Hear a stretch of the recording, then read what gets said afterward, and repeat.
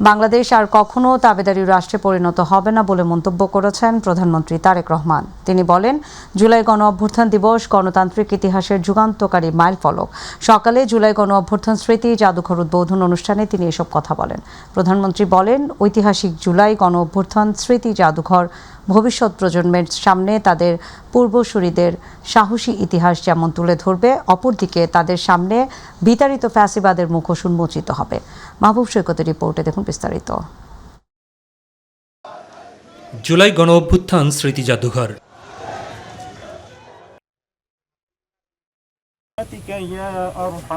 স্বৈরাচারের নিষ্পেষণ, নিপীড়ন, হত্যা, গুম আর ক্ষমতা অপব্যবহারের অকাট্য দালিলিক প্রমাণ সংরক্ষিত হয়েছে এখানে।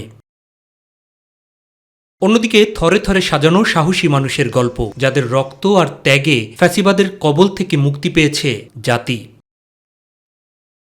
জাদুঘর উদ্বোধনে এসে এসব ঘুরে ঘুরে দেখেন প্রধানমন্ত্রী তারেক রহমান।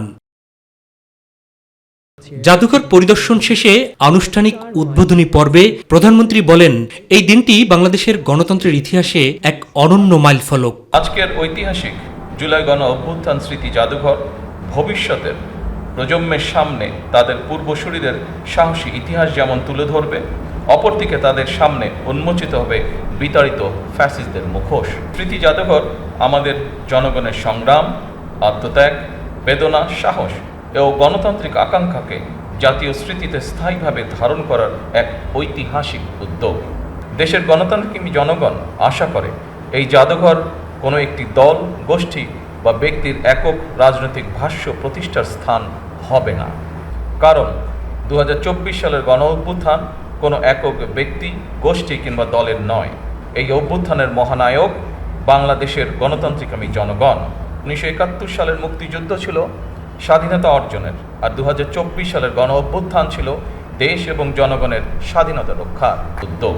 বক্তব্যে জুলাই গণ অভ্যুত্থান স্মৃতি জাদুঘরে দেশের সকল গণতান্ত্রিক আন্দোলনের ইতিহাস ও সংরক্ষণের তাগিদ দেন তিনি। উপস্থিত সুধীবৃন্দ, আমি বিশ্বাস করি অসম্পূর্ণ, অতিরঞ্জন বা উদ্দেশ্য প্রণোদিত বয়ান ইতিহাসকে শক্তিশালী করে না। সুতরাং প্রতিটি বিষয় যথাসম্ভব সত্যতা নিশ্চিত থাকা প্রয়োজন। আইনের শাসন নিশ্চিত করতে ফ্যাসিবাদ বিরোধী আন্দোলন দমাতে করা প্রতিটি অপরাধের বিচার হওয়া জরুরি বলেও মন্তব্য করেন বিএনপি চেয়ারম্যান। ফ্যাসিবাদ বিরোধী আন্দোলনে যারা হতাহত হয়েছেন, পর্যায়ক্রমে আইনের যথাযথ প্রক্রিয়া অনুসরণ করে সেই বিচার হবে স্বচ্ছ, নিরপেক্ষ এবং বিশ্বাসযোগ্য। সরকার মনে করে আইনের শাসন নিশ্চিত করার জন্যই প্রতিটি অপরাধের বিচার হওয়া অত্যন্ত জরুরি।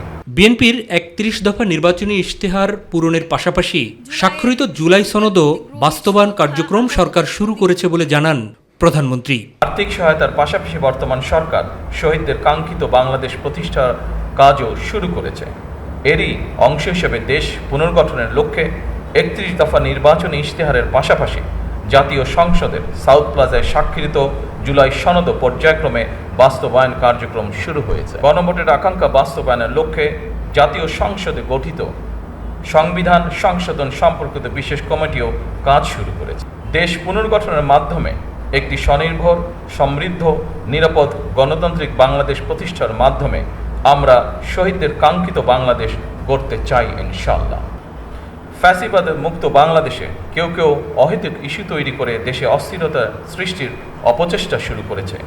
এসব পরিস্থিতি তৈরি করে তারা নিজেদের অজান্তেই পতিত পরাজিত পলাতক স্বৈরাচারের পুনরুত্থানের পথ সুগম করছে কিনা সেটি মনে হয় ভেবে দেখা প্রয়োজন আমাদের। জুলাই অভ্যুত্থানে সম্পৃক্ত প্রত্যেককে কৃতজ্ঞতা জানানোর পাশাপাশি দেশপ্রেমিক সেনাবাহিনীকে অভিনন্দন জানান তারেক রহমান। আমি আরও ধন্যবাদ জানাতে চাই বাংলাদেশ সশস্ত্র বাহিনীকে গণতন্ত্র এবং জনগণের পক্ষে অবস্থান গ্রহণের জন্য। বিশেষ অতিথির বক্তব্যে সাবেক অন্তর্বর্তী সরকারের প্রধান ডক্টর মোহাম্মদ ইউনূস জুলাই গণ অভ্যুত্থান জাদুঘর অতীতকে ধারণ করার পাশাপাশি ভবিষ্যতের দিক নির্দেশনা রচনা করেছে বলেও মন্তব্য করেন।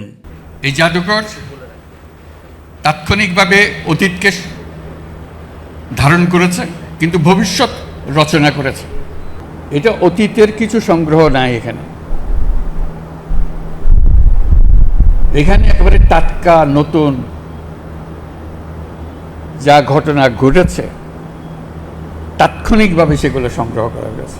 মাহবুব সৈকত, মাই টিভি, ঢাকা। মাত্র 5 মাসেই বিএনপি জাতির সাথে যে বিশ্বাসঘাতকতা করেছে তাতে আরও একটা বিপ্লব অনিবার্য বলে মন্তব্য করেছেন বিরোধী দলীয় নেতা এবং জামায়াতের আমির ডাক্তার শফিকুর রহমান। জুলাই গণ অভ্যুত্থানের দ্বিতীয় বার্ষিকী উপলক্ষে রাজধানীর জাতীয় মসজিদ বায়তুল মোকাররমের দক্ষিণ গেটে 11 দলীয় ঐক্যের গণসমাবেশে একথা বলেন তিনি। জামায়াত আমির বলেন, গণ অভ্যুত্থানের অর্জন নষ্ট করে দিয়ে বিএনপি গণভোট নিয়ে জাতির সাথে ধোঁকাবাজি করছে। এসএম আরিফের রিপোর্ট। জুলাই গণ অভ্যুত্থানের দ্বিতীয় বার্ষিকী উপলক্ষে জাতীয় মসজিদ বায়তুল মোকাররমের দক্ষিণ গেটে 11 দলীয় ঐক্যের এই গণসমাবেশ। গণভোট এবং জাতীয় নির্বাচন দুইটা ছিল যমজ ভাই, একদিনে হয়েছে, হয় নাই? ওই শেখ মুজিব এবং বর্তমান তারেক রহমানের কোনো আমরা পার্থক্য দেখতে পাচ্ছি না। সমাবেশে আইন শৃঙ্খলা পরিস্থিতির অবনতি সহ সরকারের বিরুদ্ধে নানা অভিযোগ তুলে ধরেন বক্তারা। আপনি তো বিএনপির হকারদেরকে সামলাতে পারছেন না, 18 কোটি মানুষকে কিভাবে সামলাবেন?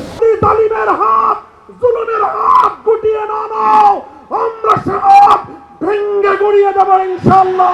এ সময় বিরোধী দলীয় নেতা ডাক্তার শফিকুর রহমান বলেন, সরকার জুলাই শহীদদের নিয়ে রাজনীতি করছে। খুনিদেরকে, ফ্যাসিস্টদেরকে বিচারের আওতায় এনে তাদের শাস্তি নিশ্চিত করতে হবে। লক্ষণ ভালো না, একটাও দেখতে পাচ্ছি না। সব যেন চোরাবালিতে হারিয়ে যাচ্ছে। কার সাথে আতাক করে জাতির এই দাবিগুলোকে উপেক্ষা করা হচ্ছে আমরা জানতে চাই। এর জবাব প্রধানমন্ত্রীকে দিতে হবে। তিনি বলেন, গণভোটের রায় না মেনে জনগণের সাথে ধোঁকাবাজি করছে বিএনপি। মাত্র 5 মাসের ভিতরে জনগণের সাথে এত বিশ্বাসঘাতকতা করলেন কেন? দেশের 12টা বাজবে আর আমরা বসে বসে আঙ্গুল চুষবো? প্রিয় দেশবাসী, আপনারা প্রস্তুত হন। সব দেখে মনে হচ্ছে আর একটা অনিবার্য বিপ্লব আসন্ন। জনগণের রায়কে যারাই অপমান করেছে তাদেরকে অপমানজনকভাবে পালাতে হয়েছে। গ্যাস বিদ্যুৎ সংকট কৃত্রিম উল্লেখ করে জামায়াত আমির বলেন, দাম বাড়লে সংকট কেটে যাওয়া জনগণের সাথে প্রতারণা। জনগণের অধিকার হরণ যেখানে, সেখানেই আমরা অগ্নিগিরি হয়ে জ্বলে উঠবো ইনশাআল্লাহ। এসএম আরিফ, মাই টিভি, ঢাকা। জুলাই সনদ বাস্তবায়ন এবং আগামীর বাংলাদেশকে জুলাই গণ অভ্যুত্থানের চেতনায় গণতান্ত্রিক এবং সমৃদ্ধ রাষ্ট্র হিসেবে গড়ে তোলা হবে বলে জানিয়েছেন মুক্তিযুদ্ধ বিষয়ক মন্ত্রী আহমেদ আজম খান। সকালে জুলাই গণ অভ্যুত্থান দিবস উপলক্ষে শাহবাগে জুলাই শহীদ স্মৃতিস্তম্ভে পুষ্পস্তবক অর্পণ শেষে তিনি একথা বলেন। মন্ত্রী বলেন, শোকের পাশাপাশি আজ আনন্দ ও বিজয়ের দিন। এ সময় দীর্ঘদিন রাজপথে থাকা বিএনপি সহ রাজনৈতিক দলগুলোকে বিভক্ত না হওয়ার আহ্বানও জানান তিনি। এ সময় মুক্তিযুদ্ধ বিষয়ক প্রতিমন্ত্রী ইশরাক হোসেন বলেন, জুলাইয়ের শহীদ এবং যোদ্ধাদের সরকার ভুলে যায়নি। দেশে অস্থিতিশীলতা সৃষ্টির যে কোনো ষড়যন্ত্র জনগণকে সাথে নিয়ে মোকাবেলা করার হুঁশিয়ারিও দেন তিনি। সহ রাজনৈতিক দল দীর্ঘ সময়, দীর্ঘ 18 বছর মাঠে থেকে আন্দোলন সংগ্রামে জুলাই গণ অভ্যুত্থানকে তৈরি করেছেন, সৃষ্টি করেছেন এবং ছাত্র জনতা পুরো জাতিকে সহযোগিতা করেছেন। আজকে তারা যেন দ্বিধা বিভক্ত না হন, তারা যেন সামান্য নিজ স্বার্থে জাতিটাকে আর দ্বিধা বিভক্ত না করেন। যারা পতিত ফ্যাসিবাদ, যারা বাংলাদেশ থেকে হাজার হাজার কোটি টাকা লুটপাট করে নিয়ে গিয়েছে, সেই অর্থ আবার বাংলাদেশে বিনিয়োগ করে দেশকে অস্থিতিশীল করে হয়তো ফেরার চেষ্টা করতে পারে। বাংলাদেশে যদি তারা ফেরত আসে, তাহলে তাদের এই গণহত্যার জন্য যে তাদের ফাঁসির রায় হয়েছে সেটিকে কার্যকর করার মাধ্যমেই তাদের বাংলাদেশের রাজনীতির ইতি টানা হবে ইনশাআল্লাহ। শেখ হাসিনার অডিও বার্তা এবং তার রাজনৈতিক তৎপরতা নিয়ে ভারতের অবস্থানকে দ্বিমুখী আচরণ বলে আখ্যা দিয়েছেন বিএনপির সিনিয়র যুগ্ম মহাসচিব ও প্রধানমন্ত্রীর উপদেষ্টা রুহুল কবির রিজভী। তিনি অভিযোগ করেন, ভারতপ্রেমী হলে অন্য দেশের দাগি পলাতক আসামির অপরাধও অগ্রাহ্য করে নয়াদিল্লি। সকালে রাজধানী গুলশানে গ্যালারি হামিদুজ্জামান এবং ফটো জার্নালিস্ট অ্যাসোসিয়েশনের যৌথ উদ্যোগে এই আলোকচিত্র প্রদর্শনীর উদ্বোধনী অনুষ্ঠানে তিনি কথা বলেন। রিজভী অভিযোগ করেন, এসব বিষয়ে বাংলাদেশ সরকার জবাবদিহিতা চাইলে ভারত একে সরকারের আওতা বহির্ভূত কার্যকলাপ বলে এড়িয়ে যাচ্ছে এবং তা বন্ধে অপারগতা প্রকাশ করেছে।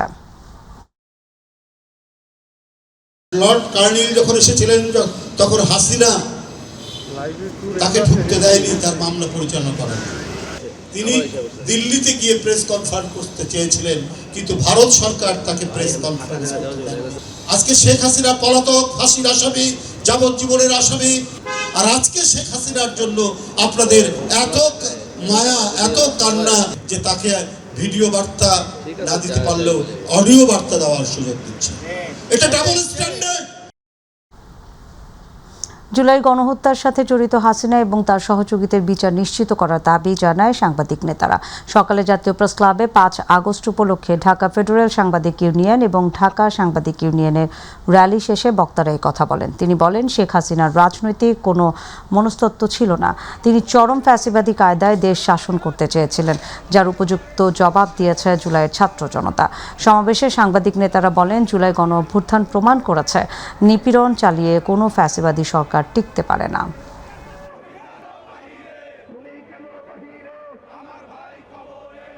আমরা লড়াই করে হাসিনাকে দাঁড়িয়েছে।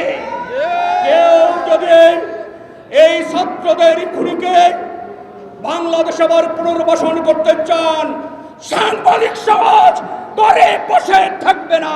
আজকের এই সমাবেশ থেকে আমাদের আহ্বান, খুনি হাসিনা এবং তার চিহ্নিত দোষর যারা হত্যাযজ্ঞের সাথে জড়িত ছিল তাদেরকে দেশে ফিরিয়ে এনে এবং যারা দেশে আছেন, জেলে আছেন, তাদের ফাঁসির রায় কার্যকর করতে হবে। জাতির ইতিহাসের স্মরণীয় দিন ৫ আগস্ট, ঐতিহাসিক জুলাই গণ অভ্যুত্থান দিবস। ছাত্র জনতার গণ অভ্যুত্থানের মুখে টানা ১৫ বছরের ফ্যাসিবাদী স্বৈরাচারী শাসক শেখ হাসিনার দেশ ছেড়ে পালানোর দিন। দীর্ঘ শাসনকালের গুম, খুন, নির্যাতন, বাক স্বাধীনতা হরণ শেষে ২৪শে জুলাই আগস্টে গণতান্ত্রিক আন্দোলনে হাজার প্রাণের বিনিময়ে মিলেছিল দেশবাসীর মুক্তি। গণমানুষের ত্যাগ, দ্রোহ আর চূড়ান্ত অর্জনের সেই দিনের কথা জানাচ্ছেন আতিকুর রহমান তিতাস। বাঙালি জাতির স্মরণীয় একটি দিন ৫ আগস্ট। টানা ১৫ বছর স্বৈরশাসনের পর পরাজিত হয় ক্ষমতাসীন দল আওয়ামী লীগ। কোটা আন্দোলনের জেরে দেশ ছেড়ে পালাতে বাধ্য হন সাবেক প্রধানমন্ত্রী আওয়ামী লীগের সভাপতি শেখ হাসিনা। ছোট বোন শেখ রেহানাকে নিয়ে গণভবন থেকে ভারতে পালিয়ে যান তিনি। এর মাধ্যমে প্রায় ১৬ বছরের স্বৈরশাসনের অবসান ঘটে এবং বাংলাদেশ স্বৈরাচারের কবল থেকে মুক্তি পায়। সরকারের পদত্যাগের দাবিতে চলমান অসহযোগ আন্দোলন সফল করতে বৈষম্যবিরোধী ছাত্র আন্দোলনের লং মার্চ টু ঢাকা ছিল ২০২৪ সালের ৫ই আগস্ট। এর আগে দুদিনের নতুন কর্মসূচি ঘোষণা করেছিলেন কোটা সংস্কার আন্দোলন ঘিরে গড়ে ওঠা বৈষম্যবিরোধী ছাত্র আন্দোলন। পুরো জুলাই মাস জুড়ে চলে এই আন্দোলন।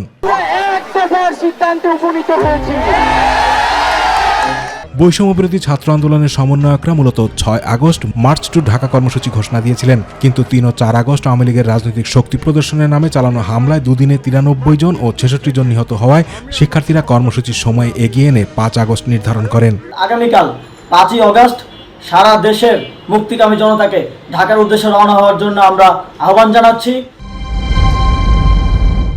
অবশেষে আসে সেই ঐতিহাসিক ৫ আগস্ট। ভোর থেকেই ঢাকার বিভিন্ন এলাকার ও শহরতলি থেকে লাখ লাখ মানুষ রাজধানীর শাহবাগ অভিমুখে যাত্রা শুরু করেন। ঢাকার বাইরে থেকেও হাজার হাজার মানুষ পুলিশের বাধা উপেক্ষা করে রাজধানীতে আসার চেষ্টা করেন। পরিস্থিতি তখন ছিল চরম উত্তেজনাপূর্ণ আর অস্থির। শেখ হাসিনাকে ক্ষমতা থেকে সরাতে হাজার হাজার মানুষ জীবন দেওয়ার জন্য প্রস্তুত ছিল। কোনো কিছুই তাদের থামাতে পারেনি। তারা যে কোনো নিরাপত্তা ব্যবস্থাকে পদদলিত করে শেখ হাসিনার সরকারি বাসভবন গণভবনের দিকে অগ্রসর হতে থাকে। শেষ পর্যন্ত শেখ হাসিনা উপলব্ধি করেন এটাই তার বাংলাদেশের মাটিতে শেষ মুহূর্ত, তাকে বিদায় নিতেই হবে। ৫ আগস্ট কড়াকড়ি কারফিউ উপেক্ষা করে মার্চ টু ঢাকা কর্মসূচি সফল করতে হাজার হাজার মানুষ রাজধানী ঢাকার অভিমুখে পদযাত্রা করেন। দেশ জুড়ে বিভিন্ন শ্রেণী পেশার লাখ লাখ মানুষ রাজপথে নেমে আসেন। আর সেনাপ্রধান জেনারেল ওয়াকারুজ্জামান শেখ হাসিনার পদত্যাগের খবর নিশ্চিত করার পর জনতার উল্লাসে চারদিক মুখরিত হয়ে ওঠে। সেনাবাহিনীর প্রতি আস্থা রাখেন, সশস্ত্র বাহিনীর প্রতি আস্থা রাখেন, আমি সমস্ত দায় দায়িত্ব নিচ্ছি। সেই মুহূর্তে শেখ হাসিনার ক্ষমতার আধিপত্য এবং আওয়ামী লীগের কথিত রাজনৈতিক দুর্গ এক মুহূর্তেই ভেঙে যায়। রাজধানীর রাজপথ দখলে নেয় লাখো লাখো মানুষ। তাদের মধ্যে হাজার হাজার বিক্ষুব্ধ জনতা শেখ হাসিনার বাসভবন গণভবনে প্রবেশ করে বিজয় উদযাপন করে। ৫ আগস্ট বাংলাদেশের জনগণের জন্য একদিকে যেমন বিজয়ের দিন, তেমনি এটি একটি মর্মান্তিক দিন হিসেবেও পরিগণিত। কারণ এদিন আওয়ামী লীগ সরকারের পতনের পরেও পুলিশের বর্বর হামলায় অনেক মানুষ প্রাণ হারান। আন্দোলনের শেষ মুহূর্তেই 5ই আগস্ট আশুলিয়া ছাত্র জনতার আন্দোলনে মানারাত ইউনিভার্সিটির তৃতীয় বর্ষের ছাত্র আনহাফ হাবির আশরাফুল্লাহ সহ 46 জনকে গুলি করে হত্যা করা হয়। পরে আশুলিয়া থানায় কয়েকজন এসআই লাশ পুড়িয়ে ফেলে। এদিন বিকেলে সেনাপ্রধান জেনারেল ওয়াকারুজ্জামান বিভিন্ন রাজনৈতিক দলকে আলোচনার জন্য আমন্ত্রণ জানান এবং পরে একটি অন্তর্বর্তী সরকার গঠনের বিষয়টি নিশ্চিত করেন। শেখ হাসিনা তার দীর্ঘ শাসন আমলে অহংকার করে বলেছিলেন, শেখ হাসিনা পালায় না। শেখ হাসিনা পালিয়ে গেছে, শেখ হাসিনা নাই, শেখ হাসিনা চলে গেছে, শেখ হাসিনা পালায় না। কিন্তু জনগণের প্রচণ্ড ঘৃণা আর চাপের মুখে তাকে অসংখ্য মানুষের হত্যার দায় নিয়ে পদত্যাগ করে পালিয়ে যেতে হয়। আতিকুর রহমান তিতাস, মাই টিভি। জুলাই আন্দোলনের 2 বছর পেরিয়ে গেলেও সেই আন্দোলনের দুঃসহ স্মৃতি আজও বয়ে বেড়াচ্ছেন অনেক শহীদের পরিবার। এখন তাদের নিরন্তর অপেক্ষা ন্যায় বিচার এবং প্রতিশ্রুত সহায়তার। জুলাই শহীদ পরিবারগুলোর বর্তমান বাস্তবতা তুলে ধরছেন সাদিয়া হক মৌ। বৈষম্য বিরোধী ছাত্র আন্দোলনে শহীদ মারুফ হোসাইনের ঘর এটি, যেখানে আজও তার মা তার ব্যবহারের বই খাতা জামা কাপড় আঁকড়ে ধরে ছেলের স্মৃতি বয়ে বেড়ায়। কত গেঞ্জি, কত জামা কাপড়, ব্যাগ, খাতা যে জায়গায় আছে সেই জায়গায় আছে। ওই যে কত স্মৃতি তুইয়া গেছে, কত ওই যে মাত্র বড় কাপড় চোপড় সব রেখে গেছে। সারা ঘরে আমার ছেলের স্মৃতি, যেদিকে তাকায় সেদিকে খালি স্মৃতি দেখি আমার ছেলের। জুলাই আন্দোলনের রাজপথে গুলিবিদ্ধ হয়ে রাস্তায় এখনো ছেলের রক্ত লেগে আছে। কান্না জড়িত গলায় বলেন শহীদ মারুফের বাবা। আজকে 2 বছর হয়ে গেল, তখন মনে করছিল যে আমার বাবা হয়তো থাকলে বাঁচাইতে পারতো, মা থাকলে কাছে বাঁচাইতে পারতো। জানেন, একটা গুলি খেয়েছে, সেই গুলিটা এমন জায়গায় লাগছে আমার ছেলের রক্ত বের হইতে হইতে সেই ঢাকা মেডিকেল পর্যন্ত 1 ফোঁটা রক্ত ছিল না, আর রাস্তায় পড়ে রয়েছে। কিন্তু আক্ষেপের সাথে বলেন জুলাই আন্দোলনের সেই প্রত্যাশা 2 বছর পরে এখনো পূরণ হয়নি। একই সাথে বর্তমান বিএনপি সরকারের কাছে দাবি করেন জুলাই সনদ বাস্তবায়ন করা। এই যে জুলাই সনদ, এটাই আমাদের সম্বল একজন শহীদ পরিবারের, আমাদের আর কিছু নাই। তো সরকারের কাছে বলবো, এখন যে প্রধানমন্ত্রী আছেন, একজন শহীদের বাবার এই যে চোখের পানির, এইটা আপনি একটু দেখেন। এদিকে জুলাই চেতনার প্রত্যাশা পূরণ না হওয়ার আক্ষেপও করেন বৈষম্য বিরোধী ছাত্র আন্দোলনের সমন্বয়ক। সেই যে আকাঙ্ক্ষার জায়গাটা, সেটা আসলে মানুষ পাচ্ছে না। ধরেন, মানুষ বুলেটের সামনে দাঁড়াইছে কি কাউকে ক্ষমতা আনার জন্য? এটা তো পসিবল না। মানুষ তো বৃহৎ স্বার্থে সে বুলেটের সামনে দাঁড়াইছে। বৃহৎ স্বার্থটা কি? সেটা অবশ্যই রাষ্ট্রের জনমানুষের একটা বৃহৎ স্বার্থ, যেটা দিয়ে মানুষ উপকৃত হবে। সেই জিনিসটাই কিন্তু আসলে জুলাই সনদে লিপিবদ্ধ হয়েছে। মানুষ কিন্তু গণভোটের মধ্য দিয়ে হ্যাঁ ভোট দেওয়ার মধ্যে সেটা রায় দিয়েছে। অন্য আরও এক জুলাই শহীদ পরিবার বলছেন আন্দোলনের ঘটনায় দায়ীদের বিচার দৃশ্যমান হোক, যাতে জুলাই শহীদদের রক্তের দাম বৃথা না যায়। যারা এই ঘটনার জন্য দায়ী তাদের বিচার শহীদ পরিবারের কাছে সবচেয়ে বড় দাবি। প্রাণ দেওয়া লাভ কি? এই যে আমার এক ছেলে দিল, যে উদ্দেশ্যে দিল, এগুলো তো কোনো জনগণের সুফল পায় নাই। তো এই প্রাণ দেওয়ার কী অর্থ আছে? বিচারে বিলম্বিত হইতেছে। বিচারের সাথে আমাকে কয়েকবার ডাকছে, এরা দেখছি এখানে জটিলতা আছে। শহীদ পরিবারের মনে রয়ে গেছে প্রিয়জন হারানোর বেদনা। তাদের প্রত্যাশা শুধু সহানুভূতিই নয়, কার্যকর পুনর্বাসন, টেকসই সহায়তা এবং হাজারো শিক্ষার্থীদের এই জুলাই গণহত্যার ন্যায় বিচার দ্রুত করা হোক। সাদিয়া হক মৌ, মাই টিভি, ঢাকা। গণ অভ্যুত্থানের রক্তাক্ত আগস্টে সিরাজগঞ্জে প্রাণ হারান সাংবাদিক এবং ছাত্র জনতা সহ 32 জন। 2 বছর পরও শেষ হয়নি সেই হত্যাকাণ্ডগুলোর বিচার প্রক্রিয়া। 9টি হত্যা মামলা সহ 16 মামলার মধ্যে মাত্র 3টি হত্যা মামলায় এসেছে চার্জশিট। স্বজনদের অপেক্ষা কবে হবে বিচার। প্রতিনিধি HM মোনায়েম খানের রিপোর্ট, জানাচ্ছেন শবনম অবনী।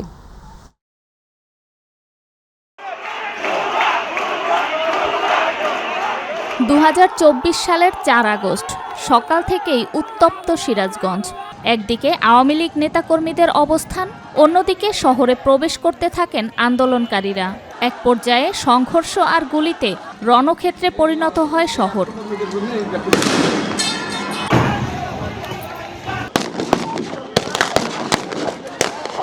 SS রোডে গুলিতে নিহত হন 3 আন্দোলনকারী। এনায়েতপুরে প্রাণ হারান আরও 3 জন। পরে এনায়েতপুর থানায় হামলায় নিহত হন 15 পুলিশ সদস্য। রায়গঞ্জে সংঘর্ষে সাংবাদিক সহ নিহত হন 6 জন। সন্ধ্যায় সাবেক সংসদ সদস্য জান্নাত আরা হেনরির বাসা থেকে উদ্ধার করা হয় 2 জনের মরদেহ। একদিনের রক্তক্ষয়ী ঘটনায় বদলে যায় 32টি পরিবারের জীবন। 2 বছর পরও প্রিয়জন হারানোর ক্ষত বয়ে বেড়াচ্ছেন স্বজনরা। সারাদিন পরে যে মানুষটা আমাদের মাঝে আসার কথা ছিল, এখন সে তো আসে না। এটা বড়ই কষ্টের আমার এবং আমার সন্তানের। মেয়ে ফোন দিল যে আব্বা তাড়াতাড়ি বাড়িতে এসে, সুমন ভাইয়া নাই। বাড়িতে গেলাম, বাড়িতে যে ছেলে ব্যানের উপরে শুয়ে আছে, এই জায়গায় 3টা গুলি লাগছে। একটা গুলি ঘাড়ে নাকছে, একটা পেটে নাকছে, ফিরাছে টাকা দেখে যে আর একটা মারল।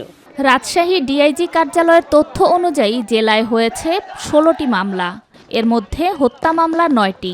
পুলিশ চার্জশিট দিয়েছে 6টি মামলার। বাকি 6টি হত্যা মামলার তদন্ত এখনও চলছে। মামলার কথাগুলোতে আসি, প্রত্যেকটা পরিবার, এটা আমাদের একটা ডেমোক্রেটিক রাইটস যে আমরা যেটা শিকার হচ্ছি তার একটা ন্যায্য বিচার আমাদের হোক। কোর্টের বারান্দায় গিয়ে ঘুরে না এসে সরকার যদি খুব শীঘ্রই এই বিচারগুলো শেষ করে যদি শহীদ পরিবারের মুখের দিকে তাকিয়েও যদি একটু তাড়াতাড়ি বিচার করা যায়, তাহলে আমি মনে করি অনেক ভালো হবে। পুলিশের দাবি, তদন্তে নিরপরাধ কাউকে আসামি করা হয়নি। আর পাবলিক প্রসিকিউটর বলছেন, প্রক্রিয়াগত জটিলতা থাকলেও উদ্যোগ নিলে বিচার এগিয়ে নেওয়া সম্ভব। পুলিশ সবকিছু বিবেচনা করেই চার্জশিট দাখিল করেছে। এখানে কোনো নিরপরাধ ব্যক্তি চার্জশিটে যাওয়ার কোনো প্রশ্ন নেই। অনেক আসামি যারা ঘটনার সাথে জড়িত ছিল তারা বাদ পড়ছে, অনেকে মানে চাষের এজাহার থেকে বাদ পড়ছে। এই প্রক্রিয়াগুলো করতে গেলে একটা সময় লাগে, তবে এই সময়গুলো শর্টলিও করা যায়, আবার এটা লম্বা একটা প্রসেসের মধ্যেও যায়। প্রিয়জন আর ফিরবে না, এ বাস্তবতা মেনে নিয়েছেন স্বজনরা। এখন একটাই চাওয়া, হত্যার বিচার দেখে যেতে চান তারা। শবনম অবনী, মাই টিভি। অস্থায়ী রাষ্ট্রপতি হাফিজউদ্দিন আহমেদ বলেছেন, বাংলাদেশে গণতন্ত্র এবং জনগণের শাসন চিরস্থায়ী করে যাবে বর্তমান সরকার। জুলাই যোদ্ধাদের যথোপযুক্ত সম্মান দেওয়া হবে বলে জানিয়ে তিনি বলেন, জুলাই শহীদদের পরিবারকে রক্ষণাবেক্ষণ করাই সরকারের পবিত্র দায়িত্ব।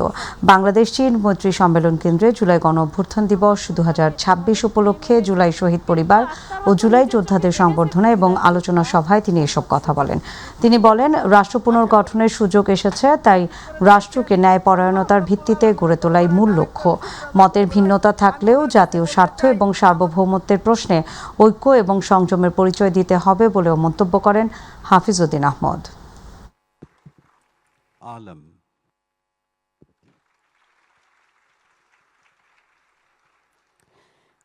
এবারে জুলাই যোদ্ধাদের সম্মান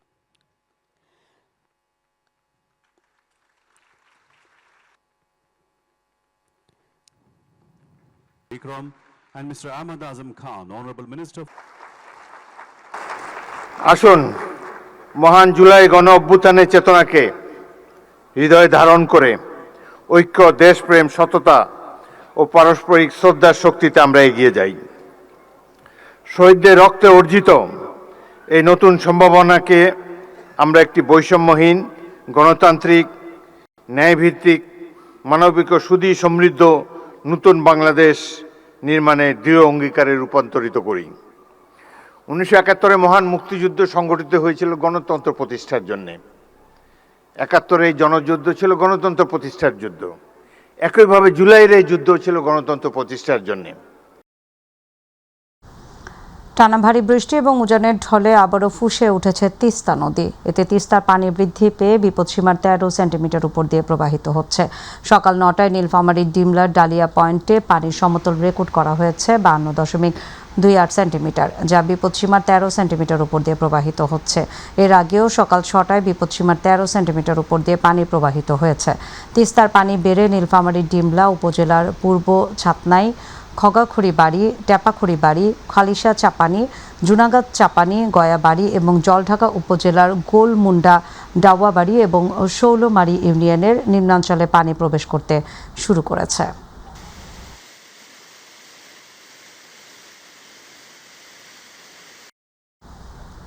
ফরিদপুরে ভাঙ্গা উপজেলার পাট কাটা এবং জাগ দেওয়ার মৌসুমে এখন ব্যস্ত সময় পার করছেন কৃষকরা। সকাল থেকে সন্ধ্যা পর্যন্ত চলছে পাট কাটা, জাগ দেয়া, আঁশ ছাড়ানো, ধোয়া এবং শুকানোর কাজ। তবে নদী নালা এবং খালবিলে পানি কম থাকায় পাট জাগ দিতে চরম ভোগান্তির পাশাপাশি পাটের হঠাৎ দরপতনে দুশ্চিন্তায় কৃষক। ভাঙ্গা প্রতিনিধি মোহাম্মদ সরওয়ার হোসেনের পাঠানো তথ্যচিত্রে ডেস্ক রিপোর্ট। ফরিদপুরের ভাঙায় এখন ব্যস্ত সময় পার করছে পাট চাষিরা। কোথাও চলছে জমি থেকে পাট কাটা, কোথাও জাগ দেয়া, কোথাও আবার আঁশ ছড়ানো ও রোদে শুকানোর কাজ। সকাল থেকে সন্ধ্যা পর্যন্ত সোনালী আঁশ ঘিরে কর্মচাঞ্চল্য গ্রাম বাংলা। তবে চলতি মৌসুমে পাটের বাম্পার ফলন সত্ত্বেও হঠাৎ পাটের দরপতনে বেড়েছে কৃষকের দুশ্চিন্তা। অপরদিকে খালবিল ও জলাশয়ে পর্যাপ্ত পানি না থাকায় কৃষকদের দূরে নিয়ে গিয়ে জাগ দিতে হচ্ছে। এতে যেমন বাড়ছে পরিবহন ব্যয়, তেমনই বাড়ছে শ্রমিকের মজুরি। 2 বিঘা পাট বুনেছি, পাটের আবাদ ভালো হয়েছে, কিন্তু পাট কাটা পারতেছি না, কৃষক পাওয়া যায় না, আর পানি নাই, জাগ দেওয়া পারতেছি না। বহুত কষ্ট পাট নিয়ে। বৃষ্টি হয়ে গেছে তো পাট মরে গেছে। মরে যাওয়ার কারণে কৃষকের দাম বেশি, এই সব কিছুর দাম বেশি আর কি, কিন্তু পাটের যে দাম পাইতেছি না। যদি একটু সরকার আমাদের তাকাইতো তো আমাদের একটু উপশম হইতো। আর আমাদের যদি আগামীতে যদি বীজ, বেতন, সার, কীটনাশক যদি সরকার একটু দিত আমাদের খুব উপকার হতো। কৃষকের আশা, উৎপাদন ব্যয়ের সঙ্গে সামঞ্জস্য রেখে বাজারে পাটের ন্যায্য মূল্য পাওয়া গেলে খরচ পুষিয়ে লাভের মুখ দেখবেন তারা। 5,000 টাকার নিচে যদি দেয় আমরা অনেক লসে পড়ে যাব এবং আমরা অনেক দুর্যোগে পড়ে যাব। পানির সংকটে আমরা এখন খুব আমরা বোঝা বাইয়ে আনতেছি, আবার এই যে গাঙ্গে নিতেছি, আমাদের খুব কষ্ট মেহনত হইতেছে। কৃষি সম্প্রসারণ অধিদপ্তর জানিয়েছে তদারকি, পরামর্শ, প্রণোদনার মাধ্যমে সার বীজ সরবরাহ, সুষম মাত্রায় সার প্রয়োগে পাটের বাম্পার ফলন হয়েছে। আমাদের কৃষক ভাইয়েরা পাটের যে কাটা এবং জাগ দেওয়া এই কাজে ব্যস্ত আছেন। আমরা কৃষক ভাইদের পরামর্শ দিচ্ছি যাতে সঠিকভাবে পাট জাগ দেয়, যাতে পাটের আঁশের কোয়ালিটি ভালো থাকে, সেই বিষয়ে তাদেরকে সার্বিক পরামর্শ দেওয়া হচ্ছে। পাট চাষ করে কৃষকরা হবে লাভবান আর দেশের অর্থনৈতিক উন্নয়নে ভূমিকা রাখবে, এমনটাই প্রত্যাশা সকলের। হাফিজা খানম জুথি, মাই টিভি।